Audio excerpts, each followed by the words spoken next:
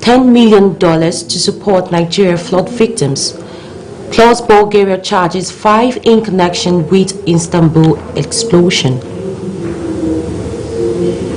And the news in details. President Muhammadu Buhari has extolled the leadership qualities of men and called on them assets, where he makes the call while rejoicing with them on the 2022 International Men's Day, IMD. He notes that men play key roles in ensuring a safer and more peaceful environment. According to the Nigerian leader, the citizens' voice matters in the choice of the leaders, as he called on them to show good examples. The theme of this year's IMD is Men Leading by Example. And the federal lawmaker representing Mangu Boko's federal constituency in Plateau State has called on the IGP and other heads of the security agencies in the country to put a stop to the spate of incessant killings of unarmed indigenes of the constituency. The lawmaker explained that the ugly killings and destruction of properties of the peace-loving and law-abiding people on the 17th of November by suspected headers, who he alleged are Fulani military, must be condemned in its entirety. He said the world should note that on the 14th day of November 2022, an innocent and law-abiding citizen in Gold Village of Butura land was attacked, maimed and killed while returning from the farm for just no reason. Marin said over 13 persons have lost their lives, with over 300,000 hectares of crop farmlands destroyed by the headers due to deliberate and reckless grazing without caution or fear of constituted authority. He called to victims to ameliorate their pains. Field day perpetrating evil for hours without any form of provocation or confrontation by the security agents was still either to no single arrest or any deliberate effort has been made to bring those hoodlums to book. We are worried that this is a systematic, well-coordinated and pre-planned attack aimed at total ethnic cleansing and annihilation of indigenous inhabitants towards a slow land-grabbing agenda.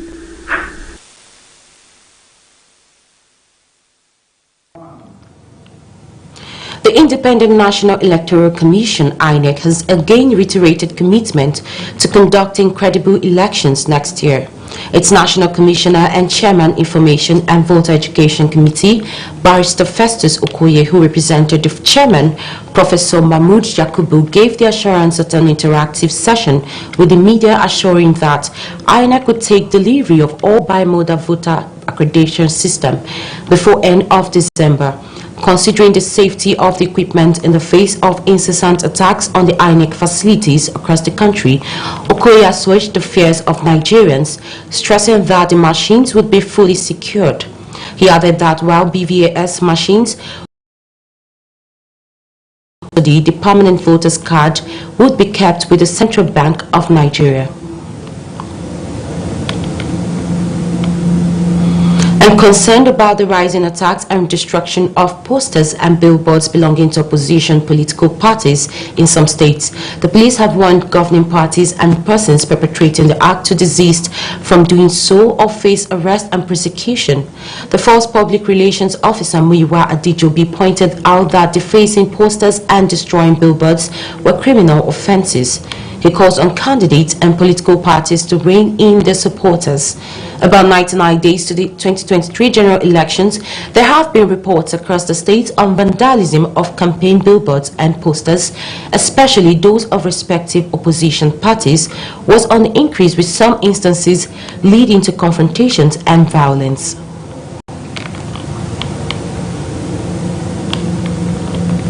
Rivers State Governor Nyesom Wike has again alleged that the national chairman of the People's Democratic Party, PDP, Iyorchia Ayu, of pocketed funds realized by the party from the sale of nomination and expression of interest forms for primaries in May.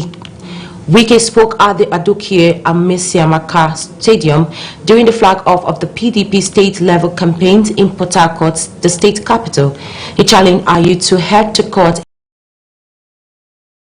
he had in October accused Ayu of similar offense, but the Benin-born politician said there was nothing of such. Wike has also not provided any proof to back up his allegation. He further said he believes in the party but also believes in equity, fairness and justice.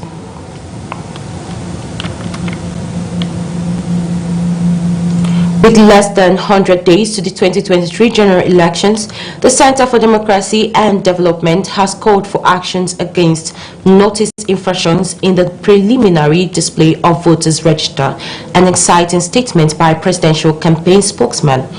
The CDD director Idayat Hassan makes the call in a statement, and she notes that while preparations appear to be in line with the predetermined electoral timetable, there are concerns about the manner in which campaigns are being carried out nationwide.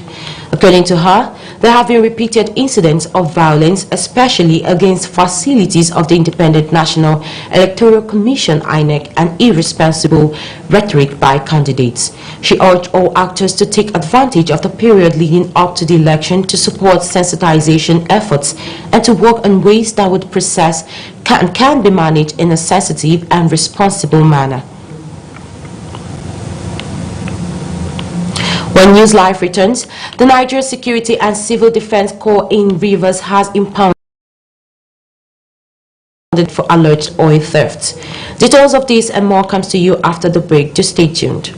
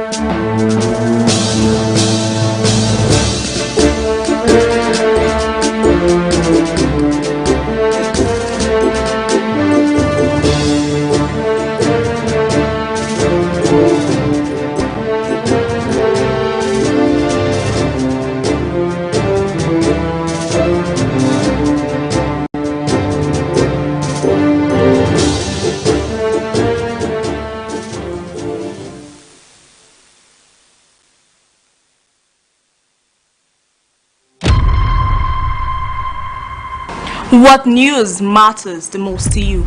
Is it the news that hits close to home, or the news that touches your community, your security, or your future?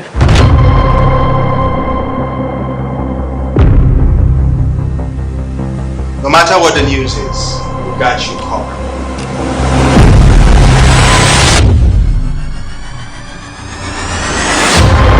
We are here to ensure you are informed about what's coming your way.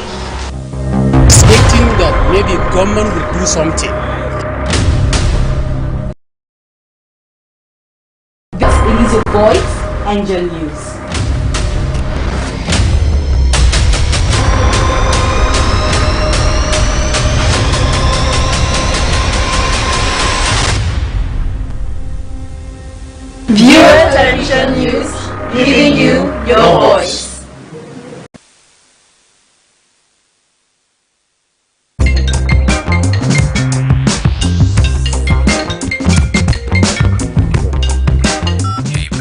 Morning, gentlemen. I'm at the Envoy Hotel, Diplomatic Drive 305, here for a business weekend. It's been an amazing stay. Conference hall and business facilities here are stylish and innovative. The Envoy Hotel is luxury, esoteric, opulence, for ultimate comfort.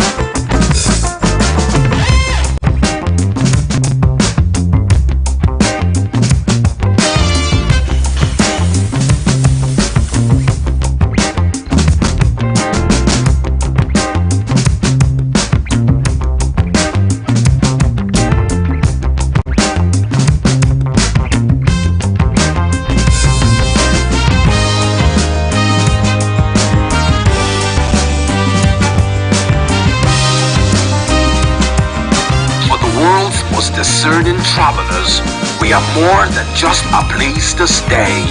We are an icon of comfort, style, and thoughtful luxury. We are Envoy Hotel.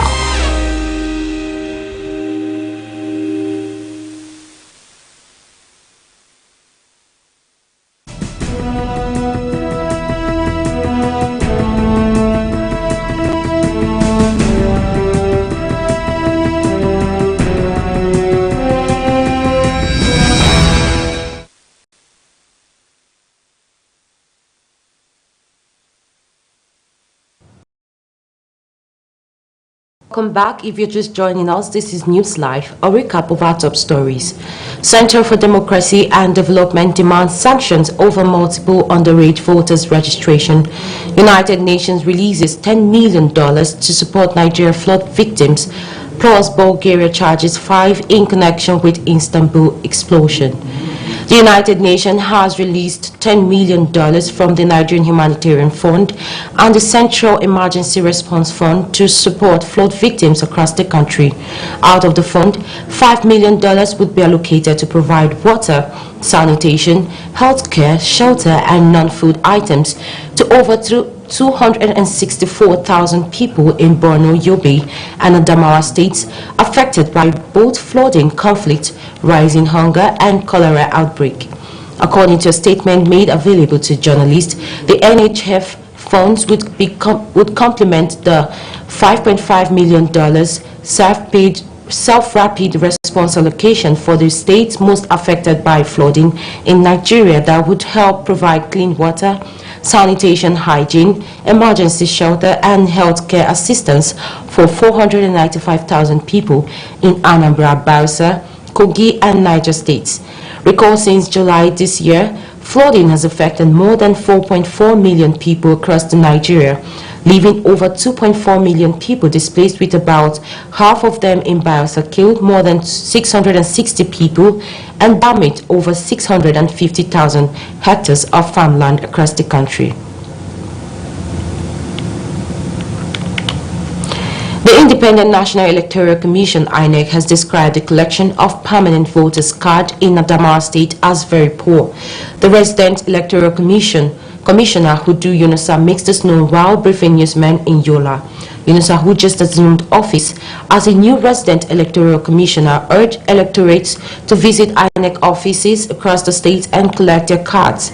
He further states that the commission has received 4,104 bimodal voter accreditation system for the state, which will be used during the 2023 general elections.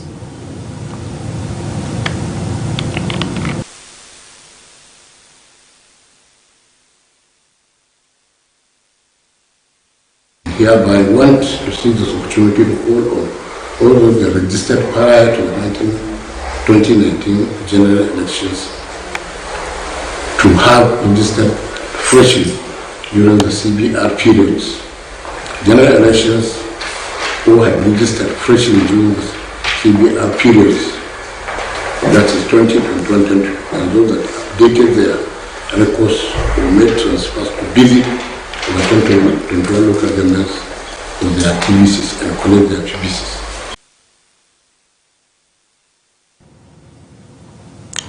Yobe State House of Assembly has given accelerated considerations to the 2023 Finance and Appropriation Bills after it scaled through the second reading. Leading the debate on the bills, the leader of the House, Buka Mustafa, said Section 120 of the Constitution empowered by the members to scrutinize the budget estimate for both recurrent and capital services for the fiscal year.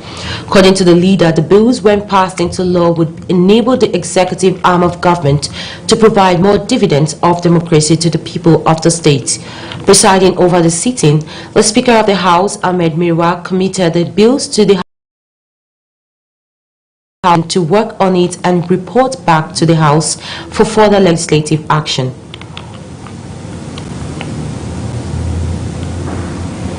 The Nigeria Security and Civil Defense Corps in Rivers has impounded 5 trucks and arrested a suspect for alleged oil theft. The state commandant of the Corps, Michael Oga, said this in a statement issued by the Corps spokesperson Olufemi Ayodele in Port Harcourt.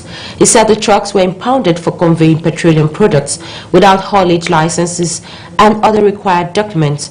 The commandant said that the suspect, Abubakar Suleiman, 20 years, was arrested for conveying illegally refined products in a truck in Port Harcourt. Oga said that the truck was conveying illegally refined automotive gas oil with noodles packs. The Niger Delta Development Commission, NDDC, says it has completed about 2,506 projects for the people of the region between 2015 and 2022.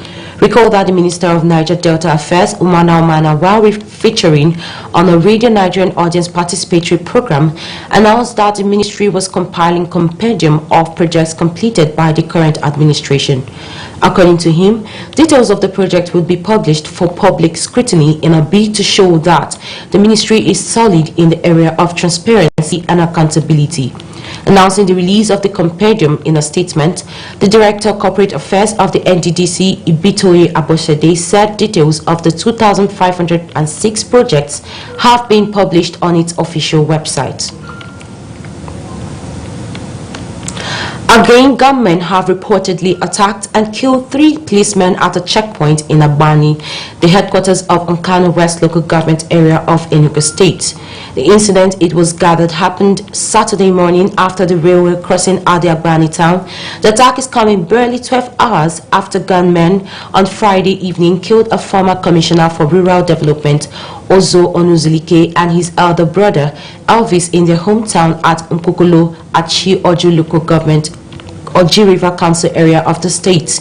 Although the police had not confirmed the incident at the time filing this report, sources revealed that the gunmen stormed the checkpoint, which is close to the Agbani police station, around 8 a.m. and shot the 3 policemen dead at close range. You're still watching News Live on your television. Business, international, and entertainment news comes to you right after this break. Just stay tuned.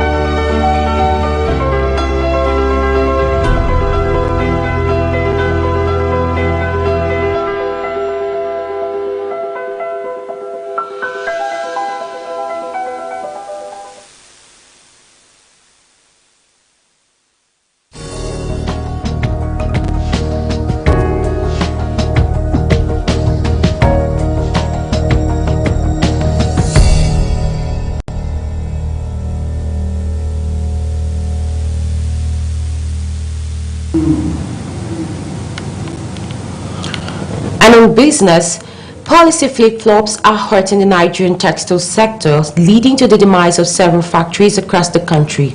President of Women in Business and Tourism in Nigeria, Sophia Khan, said this at a press conference in Abuja while announcing the group's plan to hold the first Abuja African and Textile Expo, which will take place between December 5th and 8th, 2022. She said investors were shying away from the textile sector owing to poor and unfavorable policy frameworks, noting that things will change drastically anytime the federal government decides to improve upon its policy making. Khan further said the upcoming Abuja African Textile and Fashion Expo was attracting interest as Nigeria has about 250 textile mills. Today there are fewer than 70.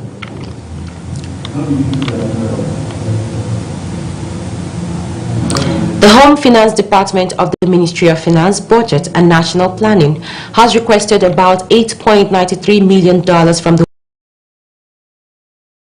which includes office stationery, office furniture, office supplies, office equipment, and vehicles. The requests were made under the State Fiscal Transparency, Accountability, and Sustainability Project, which were initiated in 2018. The SFTA's project is designed to strengthen transparency and accountability at the sub-national level and will end this year. A total of $1.5 billion was committed to this project in two batches of $750 million, December 2018 and December 2020 by the World Bank. Although the money is a grant to state government and it is a loan to the federal government. The Central Bank of Nigeria has instructed commercial banks in the country to work on Saturdays till January 31st, 2023 to enable customers to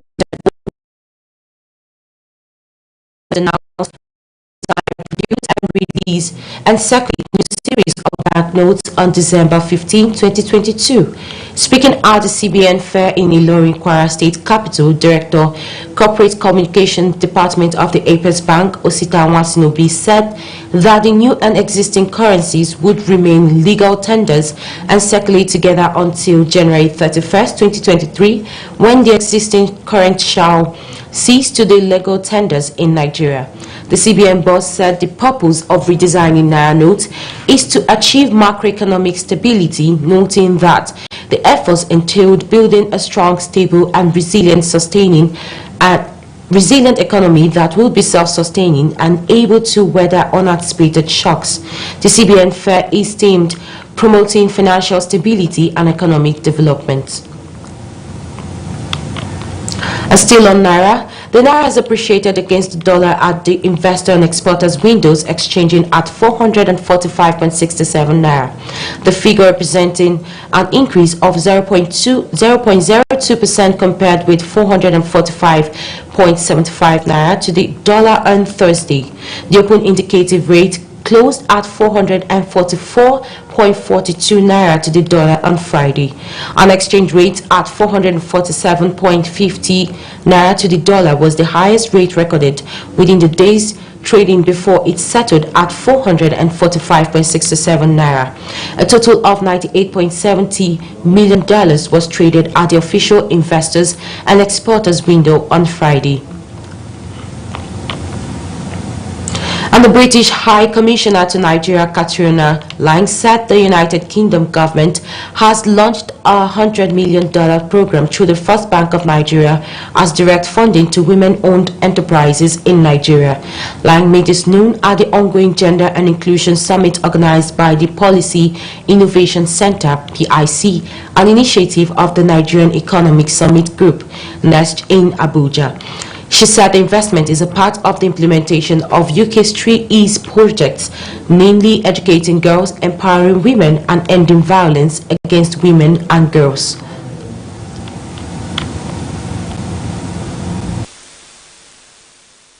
On the empowerment side, this has been a big focus of our work, particularly around financial inclusion.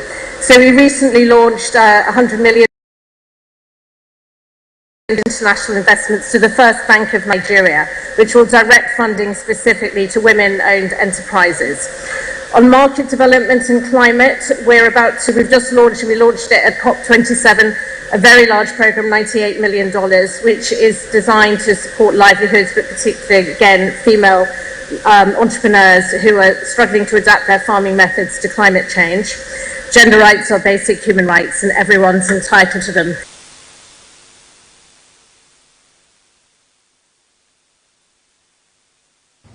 According to her, they were also digitizing humanitarian services and cash transfers so that women can receive money directly into the bank accounts to empower them more.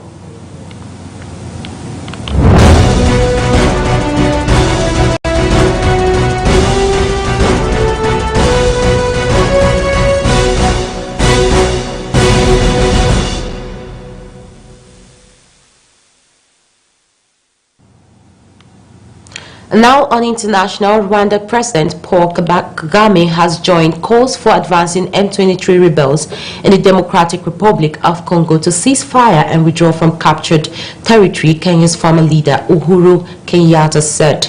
Kenyatta, who left office in August, is now mediating in the conflict in the volatile east of the DRC on behalf of the 7-nation East African Community Regional Bloc.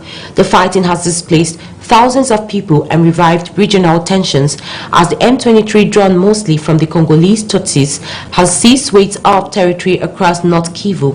Kinshasa accuses Rwanda of backing the M23, something that the UN experts and US officials have also pointed to in recent months. The EAC has called for peace talks to be held in the Kenyan capital, Nairobi, on November 21st.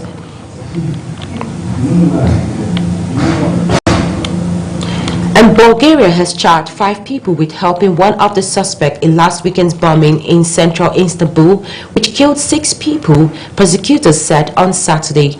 Turkey on Friday jailed 17 people over last Sunday's blast, which Ankara has blamed on the outlawed Kurdistan Workers' Party it designates as a terror group. Local television channels said 3 of the people charged in Bulgaria were from Moldova and a 4th was from an unspecified Arab country. There were no immediate details about the 5th person, and the PKK and its Syrian offshoot, the YPG, have denied involvement in the blast, which also wounded 81 people. No individual or group has claimed responsibility for the attack, and meanwhile, Turkish police captured the chief suspect, Aham Abashir, a Syrian woman who is said to have been working for Kurdish militants in an Istanbul suburb. A suspected gas explosion early Saturday in a 5-story residential building killed 9 people in Russia's southeastern Sakhalin island, the local governor said, and that the blast occurred in a brick building built in the 1980s in the village of Timovoskoy, the TASS news agency reported.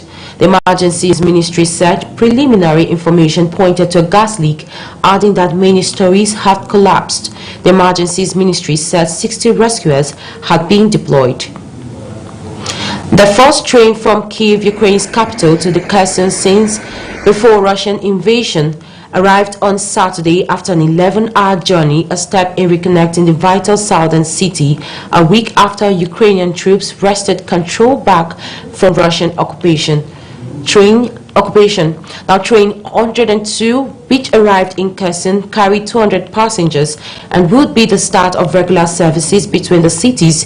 Krylo Timoshenko, a senior official in the president's office, wrote in a post on the Telegram messaging app.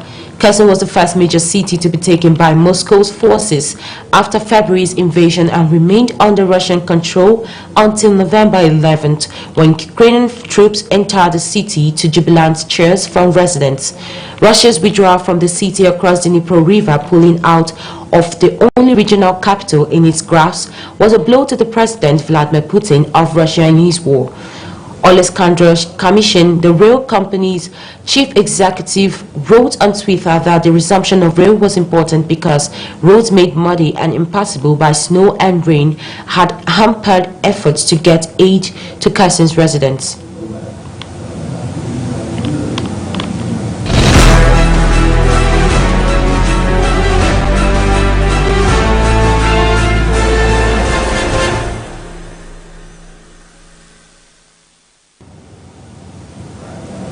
And on international, actor Bolanle Ninaluwo has publicly made his stance towards the forthcoming general elections in Nigeria, known by rebuking any politician whose interests don't align with the people's. Bolanle, according to his post, rejected working with politicians who don't have the best interests of the people at heart.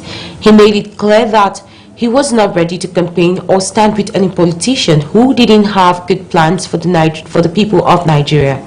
Other celebrities have also commented on his post, with many praising his perception. It is evident that many of them share the same line of thoughts as the Nollywood actor.